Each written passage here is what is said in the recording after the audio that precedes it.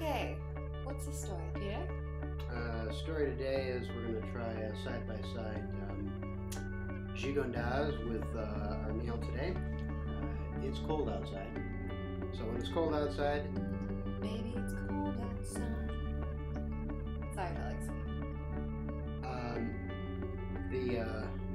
Forgot what I was talking about. It's cold outside, so we're going to drink Gigondas. Gigondas, yes. You want Rhone Valley wines, Grenache, Syrah, Mourvedre, and very sort of home-cooked meals, you know. Fresh baked bread like this, you know, Reggiano garlic, organic flour. It's still warm. Nice stuff. And then, you know, we're going to do it, kind of a simple meal here. This is just simply a linguine, and I made some red sauce, and I got a couple pieces of lamb chops on there, French cut. Anyway, so we're going to do tasting good. two different examples of gigondas with that. One is Les Mas de Collians Gigondas, like this, right there. Quite a colorful label. The 2007 model. Both of these are.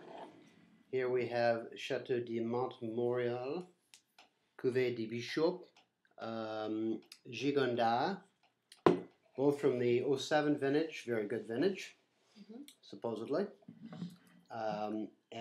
These are both brought into the U.S. by J&R Selections. It's a kind of a small importer distributorship here in the Michigan market, but it does sell around the United States. But this is where it comes in. This is going to be small producer, made and bottled at the chateau.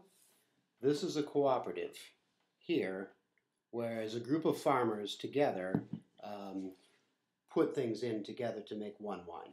So, we'll try Mas de Collians.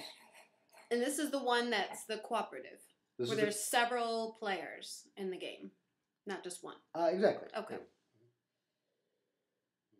Ooh, wow, very, very earthy, very rustic on the nose.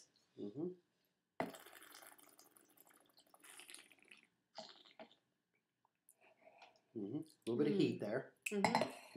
There's a little bit of heat. It's definitely a little bit of barnyard going on. It's very common. Gigondas is a wine area or region within the southern Rhone Valley. So, folks that don't know the region, it's south of France. It's going to be just around the area of Avignon, the city of Avignon. So southern part of France, you know what this reminds me of just on the palate? And again, you get more flavors on the palate. I kind of get like the texture. It reminds me of when you're walking in a pool and you walk into the deep end. You walk into the deep end. What happens? Yeah. It just kind of... does that mean you drowned, or...? No, I mean, this is... if I drowned in this, I'd be a very happy person. I think that's positive. Oh, it's very positive. A little bit of a color difference here, too, between the cooperative here and then this. Although, very similar colors. A little darker, a little more blood going on in this one. That's what it looks like, the first one we're drinking. And this would be the second one.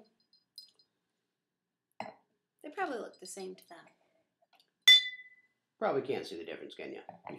But trust us, it's there. Okay, so on the nose. Oh, it seems lighter on the nose. Like not as... it doesn't smack me around as much on the nose. That's because the acid is higher. This is a wine that will go probably 15 years. So it's still fairly tight, which is why it's still a bit young. This one here is a wine that, although it will last several years, it's not going to live as long as this one. And because of the acid level being as high as it is, it blocks the fruit. So you're going to have a wine that doesn't come across as much body and as much fruit. But really, the fruit is there. It just needs a few more years to kind of figure itself out. This seems to be... It seems to taste more earth-driven than the second one. It's than the first one, rather. It seems more... I get that brambleberry sort of situation going on. Yeah, definitely more open on the column. So here, take a little piece of that.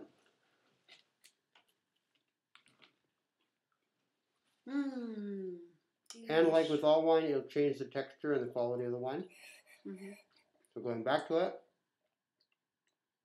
No, I will say, this is when sign language really comes in handy. Mm-hmm. Because then you don't have to talk with your mouth full. Like you can just say, be chewing and say, What does it mean? that's delicious. Mm. Or you could be swirling your wine like this and whatnot and tasting it. Mm-hmm. All right. That red wine's delicious. I didn't even have to break a stride with my sip. Okay, so yeah, I see how that certainly, the fruit seems to come out more there. Yep. Maybe because the earth quality is Well, the cheese, balanced with the cheese meat and and cheese. the Or food really bring red out cheese. a little more going on. So, Gigondas is not for sitting down having a glass of wine. This is specifically supposed to be for food. Mm-hmm. Anyway, that's our thoughts on the Rhone Valley area of Gigondas. Mm-hmm. If you have any questions about it, please give us a call at the website. A call at the website? Send us an email. That works better. All right. Cheers.